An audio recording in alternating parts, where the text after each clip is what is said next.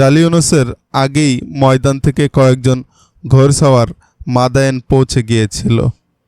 রুস্তম জানতে পেরে সবগুলোকে ডেকে পাঠালো। রুস্তমের অগ্নিশর্মা মূর্তির সামনে এরা রীতিমতো কাঁপতে লাগলো। কোনো ক্রমে তারা লড়াইয়ের বিস্তারিত সব জানালো। রাগে এবার রুস্তমের চেহারা ভয়ঙ্কর আকার ধারণ করল। জালিউনুস কোথায়? রুস্তমের গর্জন, সে কি মারা গেছে? এখনো আমরা কিছু জানি না, একজন বলল।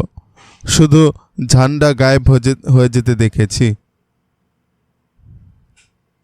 জালিউনুস কোথায়? রুস্তমের গর্জন, সে কি মারা গেছে? এখনো আমরা জানি না, একজন বলল। শুধু ঝান্ডা গায়েব হয়ে যেতে দেখেছি। আমি শুধু এখন তার মৃত্যু সংবাদ শুনতে চাই। সে জীবিতও যদি থাকে আমি তাকে মেরে ফেলব। রুস্তম যখন বাইরে গর্জাচ্ছিল তখন মহলে এক বৃদ্ধ পণ্ডিত বসা ছিল। সবাই জানত রুস্তম জ্যোতিষবিদ্যায় পারদর্শী। যে কোনো ব্যাপারেই সে ভবিষ্যৎবাণী করত। দেরি দেখে বৃদ্ধ পণ্ডিত তাকে ভেতরে আসতে বলল। ব্যাপার কি রুস্তম? বৃদ্ধ জিজ্ঞেস করল। মারদান শাহ, জাবান, নার্সি, বান্দাবিয়া এবং তিরাবিয়ার পর শেষ পর্যন্ত জালিনিয়সও মুসলমানদের কাছে নির্লজ্জভাবে হেরে গেল।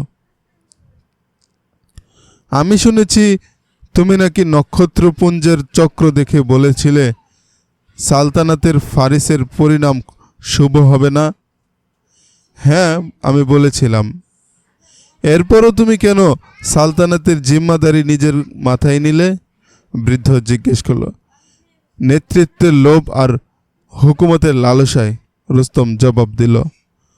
সম্পদ ও জনবলের দিক দিয়ে বার্মিসার বিজয় সিকাতিয়ার পরই খুবই গুরুত্বপূর্ণ ছিল। সেখানে প্রভাবশালী ও শক্তিশালী বড় বড় জায়গিরদাররাও ছিল। তারা যে কোনো সময়ই ফৌজও তৈরি করার ক্ষমতা রাখত। পশ্চিম আকাশে ধূসর লালিমা ছড়িয়ে পড়েছিল। তখনও আধার নেমে আসেনি। বার্মিসার ৩-৪ জন স্থানীয় লোক মুজাহিদদের কাছে এসে উপস্থিত হলো। তাদের চোখে মুখে স্পষ্ট ভীতির ছাপ।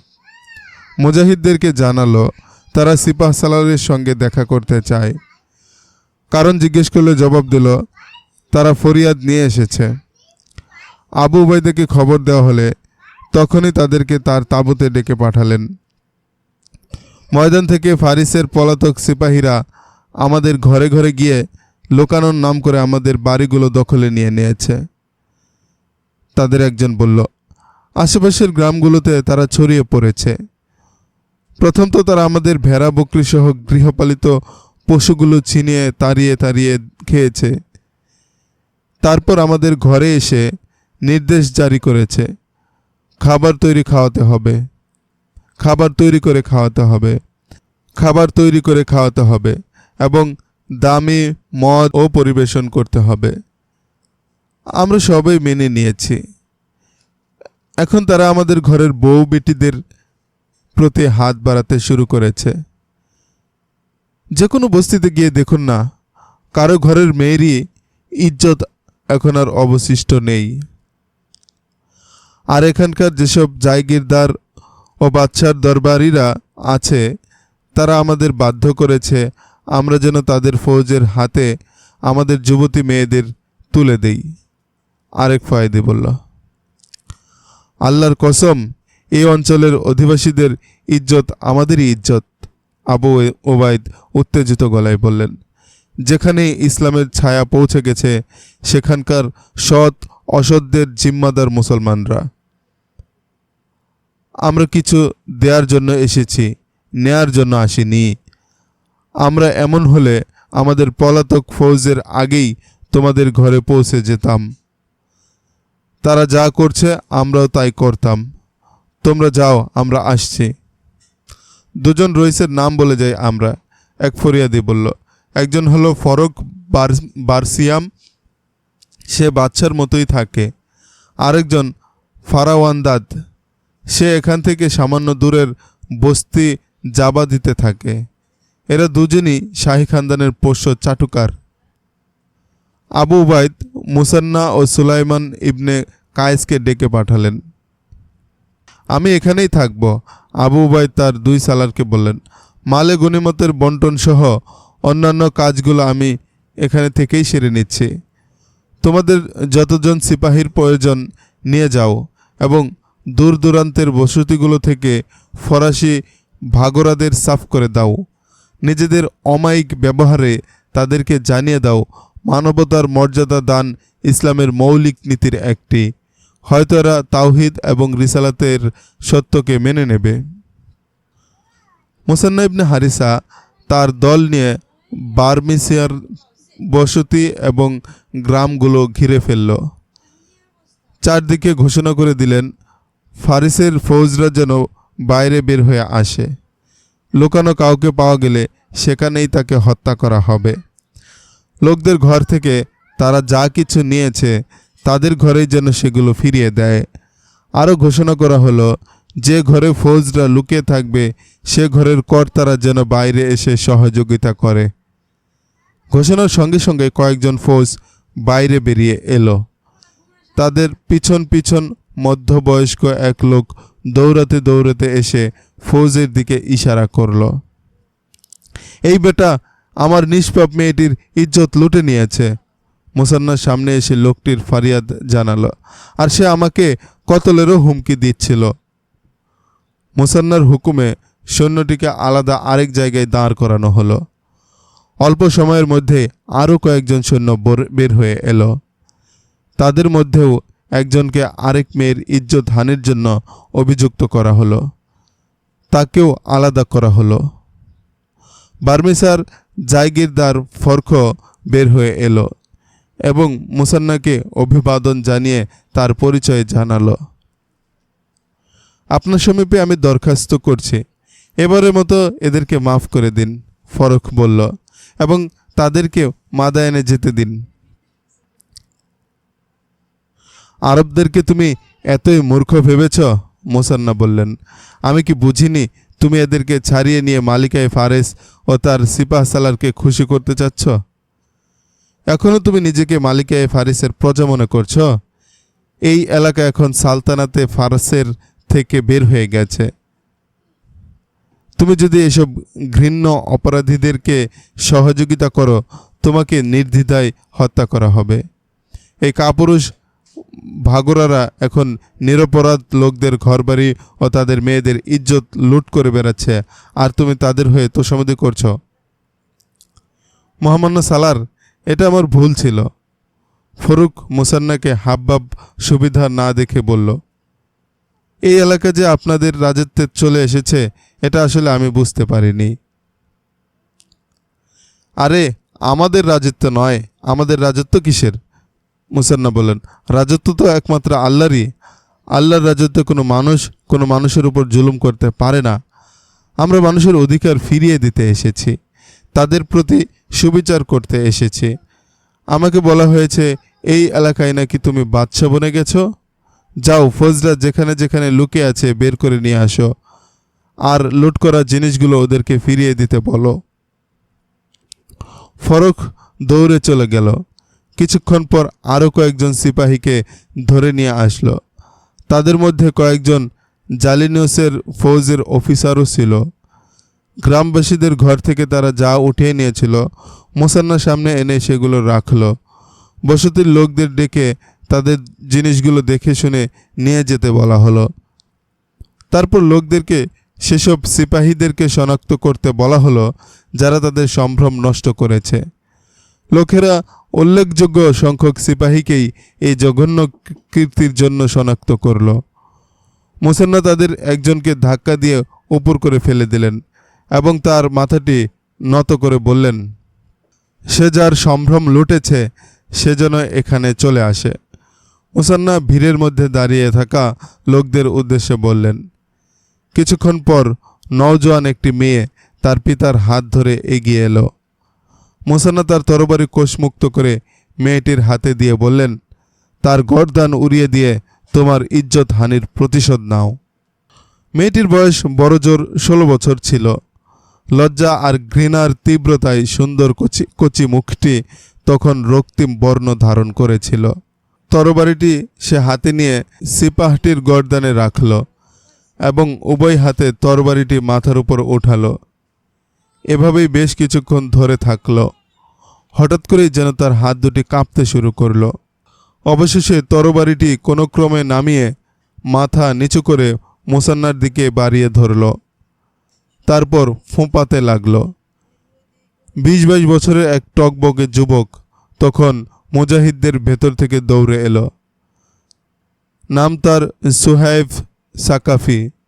অসাধারণ বীরত্বের জন্য মুজাহিদদের মধ্যে তার দারুণ খ্যাতি ছিল। সিপাহসালার আবু উবাইদের গোত্র সাকিফেরই একজন ছিল সে। আমি তার পক্ষ থেকে প্রতিশোধ নেব, উত্তেজিত গলায় সে বলল এবং পলকেই তার তরবারি কোষমুক্ত করে সিপাহটির ধার তার দেহ থেকে আলাদা করে ফেলল। তারপর হঠাৎই মেয়েটির মাথায় হাত রেখে বলল, আমি তোমার ইজ্জতের মুহাফিজ হলাম। সুহাইব যেমন ঝড়ের মতো এসেছিল তেমনি ঝড়ের মতো তার জায়গায় মুজাহিদদের জটলার মধ্যে গিয়ে দাঁড়ালো। কিন্তু মেয়েটি সেখানেই দাঁড়িয়ে রইল আর হয়রান হয়ে সুহাইবের দিকে বারবার তাকাতে লাগলো। মেয়েটির এই চঞ্চল দৃষ্টি কেউ লক্ষ্য করল না। তখন মুসান্নার হুকুমে বাকিদেরও এভাবেই মৃত্যুদণ্ড দেওয়া হলো। কোনো মজলুমা মেয়ে তার জালিম সিপাহীকে নিজ হাতে হত্যা করল, আর কাউকে কোনো মুজাহিদ এসে মস্তক দ্বিখণ্ডিত করল, আর অন্যান্য ফার্সি সৈনিকদের যুদ্ধবন্দী করা হলো। আমি আপনাদের প্রতি আনুগত্য প্রকাশ করছি, ফারাক অনুতপ্ত কণ্ঠে বলল। ওদিকে জাদাবি গ্রামের দৃশ্য প্রায় এমনই ছিল। মুজাহিদদের একটি দল নিয়ে সেখানে গিয়েছিলেন সালার সালিত ইবনে কায়েস রাদিয়াল্লাহু আনহু। সেখানকার জায়গিরদাররা ছিল ফারাওয়ান্দাদ। ফারাকের চেয়েও সে শক্তিশালী ছিল বেশি। সে জট পাকিয়ে ঝামেলা বাঁধাবার চেষ্টা করছিল, কিন্তু গ্রামের কেউ তার সঙ্গী হতে রাজি হয়নি। তাকে ধরে সালিত রাদিয়াল্লাহু আনহু এর সামনে এনে দাঁড় করানো হলো। তুমি কি তোমাদের সিংহবিদ বীর সালারদের পরিণতির কথা শোনোনি? সালিত রাদিয়াল্লাহু আনহু তাকে বললেন, জালিউনুসের চেয়েও কি তুমি বীর শ্রেষ্ঠ? আর খুনে সালার তোমাদের ফৌজে ছিল।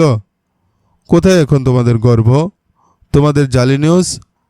আমাদের হাতে সে এমন মার খেয়েছে যে তার পালানোর দৃশ্যটাও আমরা দেখতে পাইনি। তুমি কি জালিউনুসের চেয়েও বড় বাহাদুর? আমার বস্তির লোকেরা আমাকে ধোঁকা দিয়েছে, ফারাওয়ান্দাদ বলল। এরা যদি আমার সঙ্গে থাকতো আমি ঠিকই মোকাবেলা করতাম। এখন আর কেউ তোমার সঙ্গে থাকবে না, বস্তির একজন উঁচু আওয়াজে বলল। তোমার সাদের বাদশাহী খতম হয়ে গেছে। এটা যেন বস্তির সবার মনের কথা ছিল। সবাই এই আওয়াজের সঙ্গে সঙ্গে এক রোল তুলল। তাদের কাছ থেকে জানা গেল জালিউনুসের পলাতক সৈন্যদের ফারাওয়ান্দাদি এই বস্তিতে আশ্রয় দিয়েছে, আর লোকদেরকে হুকুম দেয়া হয়েছে তারা যেন এদেরকে নিজেদের ঘরে পরম যত্নে স্থান করে দেয়। ফলে সিপাহীরা এখানেও লোকদেরকে অনেক জ্বালাতন করেছে, মেয়েদের ইজ্জত লুটেছে এবং লুটপাটও করেছে। সালিদ ইবনে কায়েস রাদিয়াল্লাহু তাআলা আনহু ফৌজের 17-18 জনের গর্দান তুলে নেন, অন্যদেরকে বন্দী করেন। অবশেষে অবস্থা বেগতিক দেখে ফারাওয়ান্দাদও বশ্যতা স্বীকার করে নেয়। মুসান্না ইবনে হারিসা ও সালিদ ইবনে কায়েস রাদিয়াল্লাহু তাআলা আনহু অনেক দূর পর্যন্ত ঝটিকা অভিযান চালিয়ে লুকিয়ে থাকা জালিউনুসের ফৌজদের পাকড়াও করেন। যুদ্ধের ময়দান থেকে পালিয়ে যাওয়া এসব সৈন্যরা এই ভয়ে মাদায়েন যাচ্ছিল না যে তাদের প্রধান সেনাপতি রুস্তম তাদেরকে মৃত্যুর সাজা দেবে। ছোট ছোট এসব অভিযানের কারণে আশপাশের বিস্তীর্ণ এলাকায় জায়গিরদার ও রইসারা নিশ্চিন্ত হয়ে গিয়েছিল যে তাদের এলাকাগুলো সালতানাতে ফারিসের কবজা থেকে মুসলমানদের কবজায় এসে গেছে। তারা এটাও দেখেছিল মুসলমানরা তোষামদ ও বাদশাহী পছন্দ করে না। তারা মানুষের ইজ্জত লোটার চেয়ে হেফাজত করতেই অধিক পছন্দ করে। এতে তারা এতই প্রভাবান্বিত হয় যে আবু উবাইদা ও তার সালারদেরকে সব ধরনের সহযোগিতার নিশ্চয়তা দেয়। আবু উবাইদ বার্সিমাতেই ছিলেন তখনও।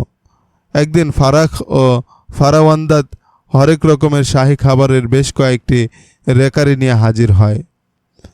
আবু উবাইদ এসব শাহী খাবারের দিকে একবার তাকিয়ে তার সালারদের দিকে তাকালেন। এই খাবার কি আমার পুরো বাহিনীর জন্য যথেষ্ট হবে? আবু উবাইদ জিজ্ঞেস করলেন। না, এক জায়গিরদার বলল, এগুলো শুধু আপনার ও আপনার সালারদের জন্য। সে হাসতে হাসতে বলল, সাধারণ সিপাহীদেরকে এমন খাবার কেই বা খাওয়ায়? তাহলে এগুলো নিয়ে যাও। আবু উবাইদ বললেন, আমাদের সালাররা তাই খায় যা সিপাহীরা খেয়ে থাকে। এরা আমাদের সিপাহী নয়, আল্লাহর সিপাহী। পুরো ফৌজকে যদি তোমরা এমন খাবার দিতে পারো তবেই আমরা এই খাবার গ্রহণ করতে পারব। খুব অল্প সময়ের মধ্যেই তারা পুরো ফৌজের জন্য এ ধরনের খাবার তৈরি করে নিয়ে আসে। সালাররা তখন সাধারণ সিপাহীদের সঙ্গে জমিনে বসে খাবার গ্রহণ করেন। মুজাহিদরা যে মালে গনিমত পায় এর সঙ্গে সেই এলাকার অত্যন্ত উন্নত জাতের ও দুর্লভ স্বাদের খেজুরও পায়। মালে গনিমতের 1/5 যখন মদিনায় পাঠানো হয় তখন হযরত ওমর রাদিয়াল্লাহু আনহুর জন্যও এই খেজুর পাঠানো হয়। এসব খেজুর কেবল পারস্যের শাহী খানদানের লোকেরা এবং জেনারেলরা খেত। সাধারণ জনগণের ভাগ্যে এসব জুটত না। আবু উবাইদ এসব খেজুর তার ফৌজের মধ্যে বন্টন না করে এলাকার গরিব কৃষকদের মধ্যে বন্টন করেন এবং হুকুম জারি করে দেন, এখন থেকে এই খেজুর আমির ফকির নির্বিশেষে সবাই খেতে পারবে। মদিনায় চলছিল এই বিজয়ের জন্য উৎসব আনন্দ, আর মাদায়ানে ছড়িয়ে পড়েছিল এই পরাজয়ের লজ্জা আর গ্লানির হতাশা।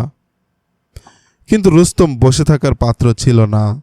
মুসলমানদের বিরুদ্ধে ভয়ঙ্কর এক যুদ্ধের নীল নকশা তৈরি করতে লাগল। রুস্তম নতুন যুদ্ধের জন্য প্রস্তুত করতে লাগলো তার ফৌজকে। কিন্তু তার চালচলন হাবভাব দেখে সন্দেহ হতো সে বুঝি ভেতর ভেতর উন্মাদ বনে যাচ্ছে। রাগে ক্রোধে গর্জন করতে করতে আচমকা সে নীরব হয়ে যেত, কেমন নিঃশব্দ আর ঘোরের মধ্যে ডুবে যেত। জালিউনুস তখনও তার সামনে আসেনি। শিকাতিয়ায় পরাজয়ের কথা শুনেই তার এই ভয়ঙ্কর অবস্থা হয়েছিল। জরথরুস্টের কসম, সে বলল, সালতানাতে ফারিসের এমন পরিণাম হওয়ার তো কথা ছিল না। সে নিজের সঙ্গেই চাপা কণ্ঠে এসব বলতো। এগুলো কি হচ্ছে? হায় পরাজয়! প্রতিটি ময়দানেই পরাজয় আমাদের মধ্যে। আচ্ছা, আমাদের মধ্যে কি কোনো বিশ্বাসঘাতক আছে? মুসলমানরা কি রোমকদের চেয়েও শক্তিশালী? না না না, তা কেন হবে? তারা তো সংখ্যায় অতি নগণ্য। রুস্তম নত মস্তকে দুহাত বেঁধে কামরায় পা টেনে টেনে এমন অপরাধীর মতো পাক খাচ্ছিল যে সে যেন সিকাতিয়া থেকে মার খেয়ে এসেছে। রুস্তম! মালিকায়ে ফারিস পুরাণের শব্দ শুনতে পেল সে। তুমি কি মন থেকে বলছো সালতানাতে ফারিসের পরিণাম এমনই হতে থাকবে? রুস্তম চমকে উঠল। মালিকায়ে ফারিস? জানতাম না আপনি। মালিকায়ে ফারিস নয় রুস্তম, পুরাণ বলল। পুরাণ বলো, পুরাণ। কয়েকবারই বলেছি, আমাকে মালিকায়ে ফারিস বলবে না। আর শোনো রুস্তম, এখন প্রায়ই দেখেছি পরাজয়ের খবর শুনে তোমার মনোবল ও মানসিক অবস্থা বিগড়ে যাচ্ছে। কিছু সময়ের জন্য হলেও এই পরাজয়ের কথা মন থেকে বের করে দাও। মাথা থেকে এই বোঝা সরিয়ে ফেলো। রাগ আর ক্ষোভ নিয়ে কোনো চিন্তা করো না। আমার কাছে এসো, বসো। এখনই আমাকে তোমার প্রয়োজন। রুস্তম পুরাণের দিকে এমন ফেলফেল চোখে তাকিয়ে থাকলো যেন ভয় পাওয়া শিশুটি তার মার দিকে তাকিয়ে আছে। পুরানের হাতে ছিল শরাব ভর্তি মস্ত বড় এক পেয়ালা। রুস্তম তার দিকে এমন ঘোর লাগা পায়ে এগিয়ে গেল যেন পুরান তাকে জাদু করেছে। পুরান পেয়ালাটি দুহাতে রুস্তমের দিকে বাড়িয়ে ধরল। রুস্তম যেন এর জন্যই কতকাল অপেক্ষায় ছিল। রুস্তম পেয়ালাটি পুরানের হাত থেকে প্রায় ছিনিয়ে নিল। তারপর 2-3 চুমুকে পেয়ালা খতম করে টেবিলে নামিয়ে রাখল। পুরান চেয়ার থেকে উঠে গিয়ে খাটের উপর গিয়ে একেবারে রুস্তমের গা ঘেঁষে বসল এবং রুস্তমকে তার দুহাতে জড়িয়ে ধরল। রুস্তমও পুরানকে তার বুকে উঠিয়ে নিল। তারপর দুজনেই যেন মরুর তপ্ত বালিয়ারি পাড়ি দেওয়ার পর সুদূর ঝর্ণার জলে হারিয়ে গেল। পারস্য বিখ্যাত ছিল 3টি জিনিসের জন্য: নারীর রূপ যৌবন, স্বপ্ন ছোঁয়া মদ ও রণশক্তি। রণাঙ্গনের একচেটিয়া শক্তির অধিকারী ছিল তারা জঙ্গি হাতির কারণে। কিন্তু এখন আর রণশক্তির সেই হুঙ্কার তাদের মধ্যে নেই। শুধু যৌবনবতী নারীর রূপ সৌন্দর্য আর মদই ছিল তাদের শেষ সান্ত্বনার বিষয়।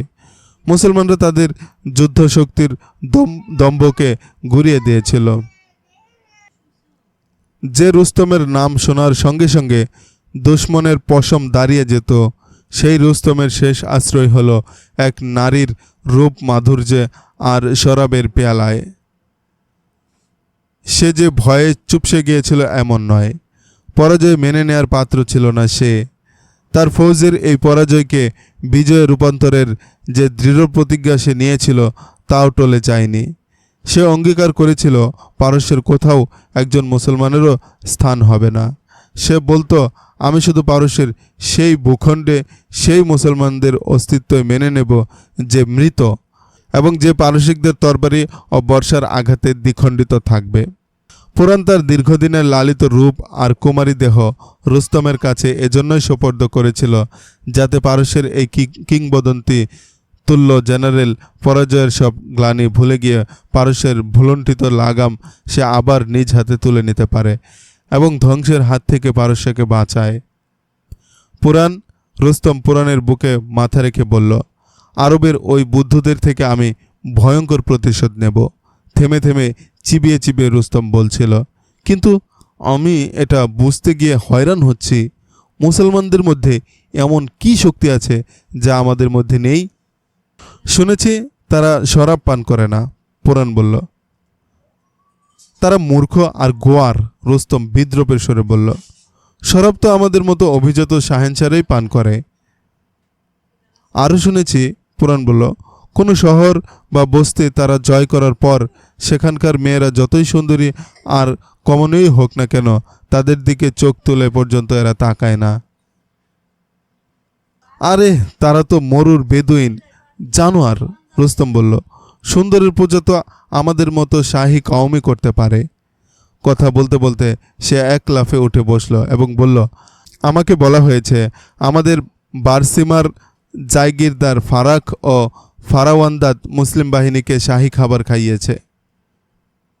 এরাই সেসব গাদ্দার যারা সালতানাতে ফারিসের বুনিয়াদকে ধ্বংস করেছে। মুসলমানদেরকে নয়, আমাদের এসব জায়গিরদের সুন্দরী মেয়ে আর রূপসী বধূদেরকে আমার ক্ষুধার্ত সৈন্যদের হাতে তুলে দেব। লড়াইয়ে তুমি এখনো হাতি ব্যবহার করছো না কেন? পুরান জিজ্ঞেস করল। যে কোনো যুদ্ধেই হাতি ব্যবহার করা যায় না। যদি প্রত্যেক লড়াইয়ে আমরা হাতি পাঠাতাম, আমাদের কাছে একটি হাতিও অবশিষ্ট থাকতো না।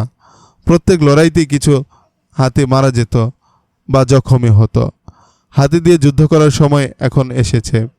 হাতি চূড়ান্ত কোনো লড়াইয়ে ব্যবহার করা হয়। হিন্দুস্তানের এই হাতিগুলো মুসলমানদেরকে পিষে ফেলবে। আচ্ছা, জালিনিউস এখনো আসেনি? সে তোমার সামনে আসতে ভয় পাচ্ছে, পুরান বলল। সে আসলে ভীষণ লজ্জিত। আমি তো তাকে শাস্তি দেব না।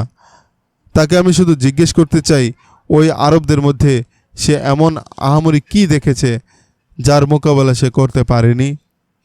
অহংকার, দাম্ভিকতা, অহমিকা, লোভ, যত ধরনের নেতিবাচক গুণ থাকতে পারে সবই রুস্তমের মধ্যে প্রবলভাবে ছিল। মুসলমানদের কাছে এতগুলো পরাজয়ের পরও তার অহমিকায় কোনো ভাটা পড়েনি। তবে তার মাথায় এই প্রশ্নটা একেবারে বদ্ধমূল হয়ে গিয়েছিল যে মুসলমানদের মধ্যে এমন কী শক্তি আছে যার দ্বারা এত সামান্য সৈন্যবল ও মামুলি হাতিয়ার নিয়ে বিশ্বের পরাশক্তি পারসিকদেরকে এমনভাবে পরাস্ত করে ফেলেছে।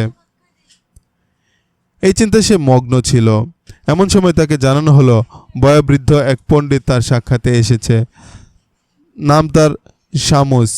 রুস্তমের মনে পড়ল এই সেই শামুস, বয়োবৃদ্ধ পণ্ডিত। কয়েকদিন আগেও তাকে জিজ্ঞেস করেছিল। জ্যোতিষবিদ্যার মাধ্যমে সে যখন জানতে পেরেছে সালতানাতে ফারিসের ধস নামা শুরু হয়ে গেছে, কেউ তা রোধ করতে পারবে না, তারপরও সে এর জিম্মাদারি কেন মাথায় নিয়েছিল? রুস্তম জবাব দিয়েছিল, নেতৃত্বের লোভ আর হুকুমের লালসা। রুস্তম শামুসকে ভেতরে আসতে বলল এবং পুরাণের কাছ থেকে উঠে চেয়ারে গিয়ে বসল।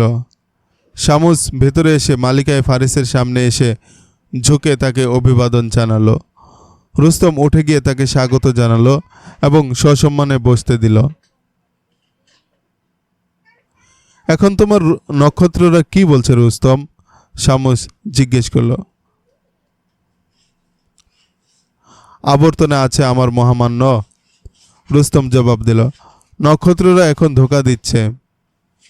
মানুষ যখন নিজেকে নিজে ধোঁকা দিতে থাকে তখন তার ভাগ্য তারকারা আকাশের কোনো এক দিগন্তে হারিয়ে যায়, শামুস বলল। আপনি মহামান্য, বুজুর্গ ও মহাজ্ঞানী, রুস্তম বলল। আপনি কি বলতে পারবেন মুসলমানদের মধ্যে তো কোনো অদৃশ্য শক্তি নেই বা কোনো রহস্য নেই? এটা আসলে বিশ্বাসের ব্যাপার, বৃদ্ধ শামুস বলল। তুমি নক্ষত্রের কাছে তোমাদের ভবিষ্যতের কথা জিজ্ঞেস করে থাকো, আর মুসলমানরা তাদের আল্লাহর ইবাদত করে, যিনি চন্দ্র, সূর্য, নক্ষত্রপুঞ্জকে আকাশে আবর্তন করেন এবং তার আবর্তনের কক্ষপথ থেকে তারা কখনো সামান্যতম এদিক ওদিক দিয়েও অতিক্রম করে না। তবে আপনি বলতে চাচ্ছেন আমরাও তাদের বিশ্বাস মেনে নেই? রুস্তম জিজ্ঞেস করল। মনে হচ্ছে আপনিও তাদের এই ধর্মীয় বিশ্বাসে প্রভাবান্বিত। এবং না, শামুস রুস্তমকে বাধা দিয়ে বলল, আমি তাদের কথায় মোটেও প্রভাবান্বিত হইনি। কেন, তুমি কি জানো না আমি ইহুদি? ইসলামের ধ্বংস সাধনই আমাদের ইহুদিদের ধর্মীয় কর্তব্য। আমি তোমাকে বলতে এসেছি, এসব পরাজয়ের কারণে হতাশ হয়ে বসে থেকে না, আমি তোমাকে আশান্বিত করতে এসেছি। তুমি কি জানো না মুসলিম বাহিনীতে কিছু খ্রিস্টানও আছে? হ্যাঁ, শুনেছি। আমি এজন্য পেরেশান হয়ে ভাবছি, খ্রিস্টানরা কী করে মুসলমানদের সঙ্গে হাত মেলালো? আরব জাতীয়তার ভিত্তিতে, শামুস বলল।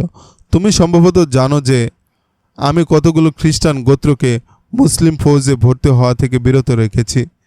কিন্তু খ্রিস্টান তো মালে গনিমতের লোভে লড়াই করে। কিন্তু আরও একটা কারণ আছে, তা হলো খ্রিস্টানরা তোমাদের শাহেনশাহী অহমিকাকে ভয় পায়। মুসলমানদের মধ্যে বাদশাহীর কোনো কৃত্রিম রেওয়াজ নেই।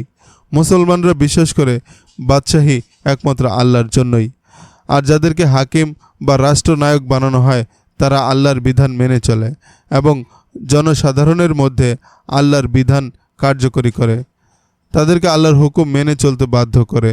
তারা ব্যক্তিগত কোনো স্বার্থসিদ্ধির জন্য কোনো হুকুম প্রয়োগ করে না। তাদের ধর্মবিশ্বাসকে ভেঙে দেয়া কি আমাদের জন্য ফরজ নয়? পুরাণ জিজ্ঞেস করল। হ্যাঁ মালিকায় ফারিস, শামুস বলল, এটা আমাদের জন্য ফরজ, আর এটাই আমাদেরও একমাত্র ফরজ কর্ম। আপনারা রণাঙ্গনে আপনাদের ফরজ আদায় করুন, আর আমরা ইহুদিরা জমিনের নিচ থেকে মুসলমানদের শাহ রক পর্যন্ত পৌঁছে যাব। এটাই আমাদের প্রথম ও শেষ কাজ। শামুস ইহুদি ছিল। ইহুদি আর শয়তান চক্রের মধ্যে নামগত পার্থক্য ছাড়া আর কোনো পার্থক্য নেই। সে পুরাণ আর রুস্তমের বিশ্বাসকে তার সম্মোহনী কথায় এটা দৃঢ় করে দিল যে শাহেনশাহী আর বাদশাহী তাদের পৈতৃক অধিকার। তাদের এই সম্রাটের হেফাজত আর সমৃদ্ধির জন্য নিজেদের সব ধরনেরই ত্যাগের জন্য প্রস্তুত থাকতে হবে, অন্যথায় মুসলমানরা তাদেরকে পরাজিত করে তাদেরকে দাসীতে পরিণত করবে। নক্ষত্রের এসব আবর্তন বিবর্তন থেকে বেরিয়ে এসো রুস্তম, শামুস বলল, মুসলমানদেরকে নিজেদের ভয়ঙ্কর রণশক্তি দেখিয়ে দাও আর তাদেরকে প্রমাণ করে দেখাও তাদের ধর্ম ধোঁকা ছাড়া আর কিছু নয়। এ কাজ শুধু তুমিই করে দেখাতে পারবে।